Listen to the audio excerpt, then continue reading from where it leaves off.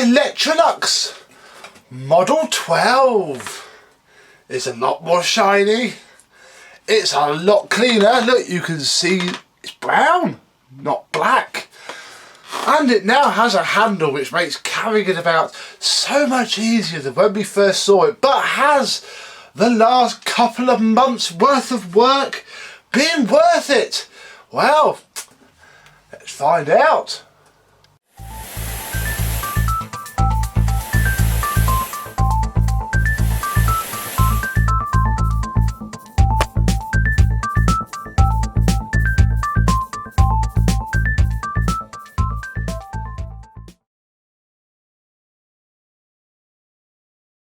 Yes, hello my vacuum cleaner chums, how are you today? It is a Swedish beauty, but it is a Swedish beauty made in America. This Model 12 or XII. Dates from, I found a date stamped in the motor casting from 1934, which, from my sleuthing, reading various threads on the internet, talking to other collectors, makes it one of the first ones that were made in Greenwich, Connecticut, because until they were made in Greenwich, Connecticut, in America, they were made in Sweden and shipped over. Then a boatload of them sunk. Boatload of these very machines sunk. And that is when Electrolux decided, screw that, we'll make them in America. So this is one of the first American-made machines. And doesn't it look so much better now? Like I say, I thought I was rubbing off something bad when this first started to come up so lightly.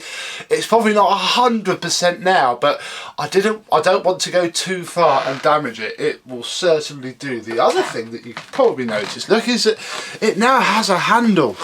An amazing person, actually based in the UK, who makes belts, and he made a leather handle thanks to Mr Doug Smith. If you know about vacuum cleaners, you'll know about Doug. Sent me lots of measurements, lots of detailed photos, and the person made this lovely handle, which really does suit the machine well. It is held in place with a cut down Dyson brush roll axle on that side, and under here a cut down Hoover Senior, the tool flap that goes up and diverts the suction, the little rod that makes that work. So it's all very homebrew, but does the job. Inside, under the amazingly polished exterior, thanks to Mr HooverLux for doing such a sterling job as usual on that, we have the bag, and as you can see, look, will it HEPA flow? Yes, it can. This is the original cloth bag, and I've got to be a little bit careful because this is the original seal, and it was a right sod to get on. Basically goes around the lip because this is better sealed, really. So it's just a cut down SIBO HEPA flow, really, because it goes in there. So that will make it, get it back in, that will make it a lot cleaner. And obviously it's not going to get used much, is it? But it just means that when we do use it, it'll be better. At the back, now the back is very interesting because these do have filtration. Look, there is the post motor filter, it's the second filter really, post motor filter, and it was black when I first got it, and the backside's still quite black, admittedly. Obviously that is nearly 90 years worth of carbon dust. However, when I washed it, look what appeared. It is an original Electrolux filter pad, which was amazing to find. I was quite chuffed with that. I think my plan B was just to cut probably another piece of HEPA flow, really, to go in there. That just sits over there like so. So yeah, that was great to find. That was. There we go. Yeah, everything else I had to polish this metalwork because it's riveted to the machine. So I've got my Dremel out and my tube of Auto Sol. and got it cleaned up really, really nicely. So that is that. As you know from the video with the tools, when I got the tools, we have some tools now. We have some lovely ones with, can't quite see that, Electrolux stamped into them again. Mr HooverLux has waved his magic polishing pad over all of those, and we have the rest of the tools here, which I shall leave up there. We have the Electrolux aroma data thing, basically fed it full of possibly now banned chemicals, and it blows them out. It sits, well, you take this off, screw it into the back, hold that a bit nicer, and then this doesn't quite fit in. I don't think it's actually for this machine. Basically that fits in there, and you put your moth crystals or your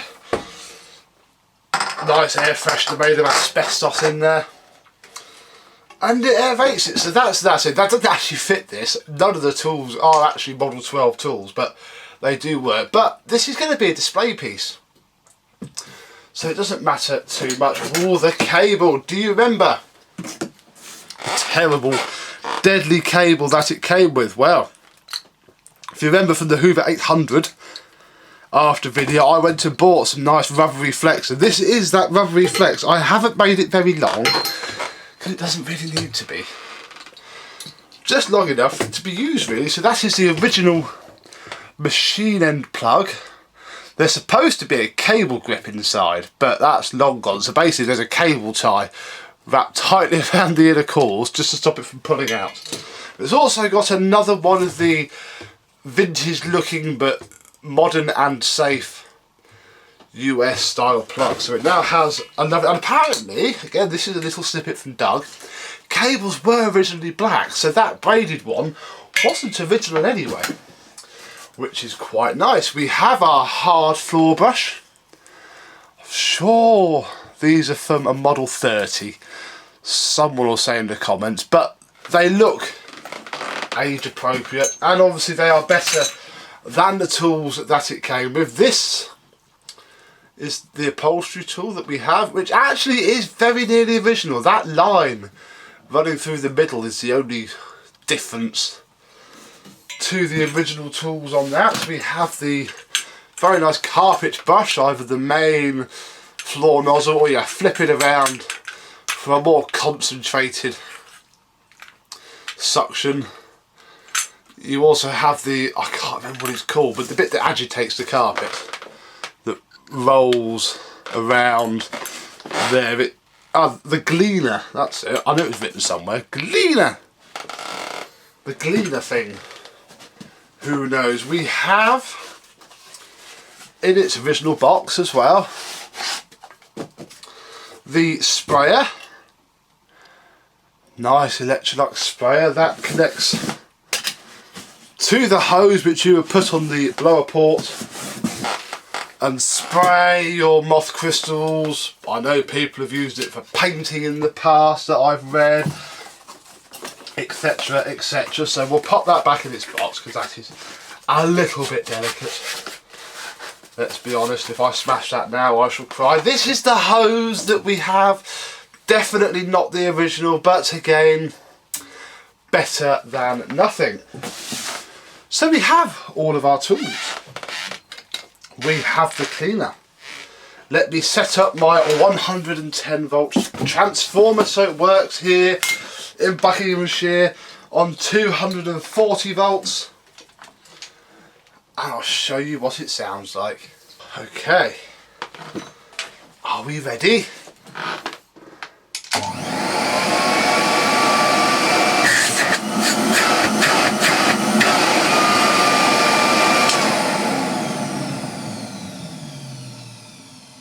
It is whisper silence. I'm amazed the motor turned before. It was so clagged up with grease and ever so horrible it was. Now I can talk over it. There's a fair waft coming out the back. We have a nice amount of suction from the front. I've never obviously heard a brand new one of these. I was not about in the 1930s, but it's astonishing. But it sadly brings me on to the problem with the hose.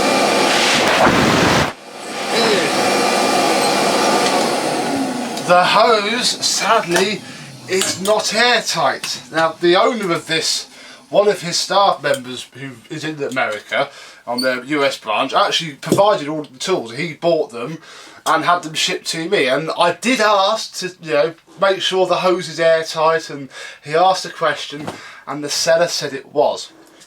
So, you know, I think they got the money back, and for the owner's purposes it doesn't actually make a difference because it's not going to be a daily driver. So for the purposes of this video, I went into the loft and got the plastic hose. I need to find one of those without flipping stock, otherwise I get one. So I have my terribly horrible plastic hose from the Automatic G.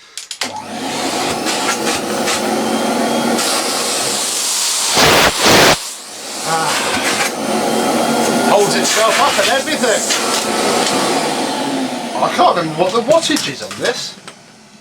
350, that is a significantly good amount of airflow for 350 watts. Let me get some tools together, or get the tools together. I need to find a Henry bent end for this, which I didn't get before, and we'll do some vacuuming. There we go. So with that we can now fit our tools. We can fit the carpet floor head, move these out of the way, move this back in this small space that I have.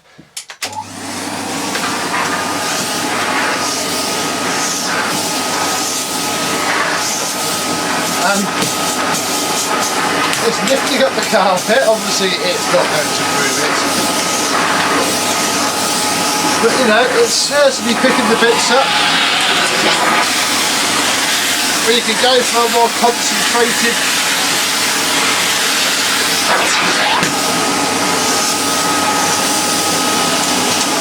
and that's the cool thing about this floor head. There's a massive chunk of metal in one side, so when you pick it up, look, it flips,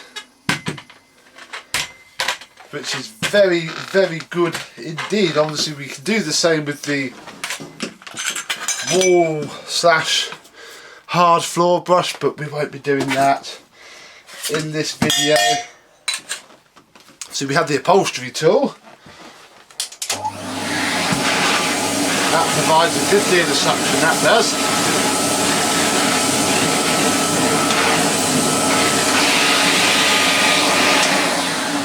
And that's about all we've got really. That we don't have any more tools to show because we haven't got the complete set, sadly. What we might do though quickly, because it's probably the only time it's ever going to be used, is... oh, it doesn't... gotta be a bit careful. Obviously modern 32mm is a bit different to ye oldie worldy 32mm. If I take off the hose and shove it up the back, ooh,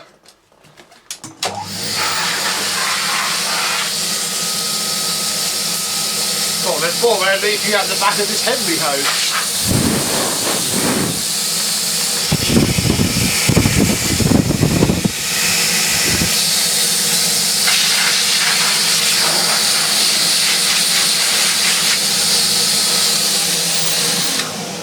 That works well. Oh, the last of the seal has gone. I say this is only decorative really. Certainly nothing else we can do. I mean, we can offer this up. And it sits there and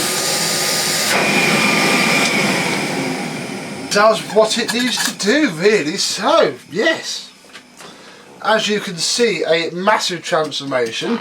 I've actually picked up a fair bit of dirt as well. put my arm in there now. Ah! Oh. It just about holds my arm up. Try doing that with a dirty fan vacuum cleaner, you'd soon regret it, wouldn't you? So, yeah, really, very, very pleased with how that has turned out. And with that, this project, and actually this pair, because it came with the Hoover 800, it will go back with the Hoover 800, is done. A lovely pair, actually, of pre-war vacuums. Certainly one of the better of its kind, because Electrolux didn't do uprights back then, and Hoover didn't really do cylinders. They had the Milo at the time, and I think the Dustette, but they were just adaptations of uprights rather than full cylinders. So this one is done, and I imagine it should now last for another nearly 90 years, 80, 90 years. But it's not going to get used. It is going to be displayed and look lovely. Hopefully we might see it again one day. But for now, with me, its journey is done. Tomorrow it will get boxed up and posted back. Staying in the UK, but posted back to its home. So, thank you very much for watching. I hope you've enjoyed. And I shall see you soon. Bye bye.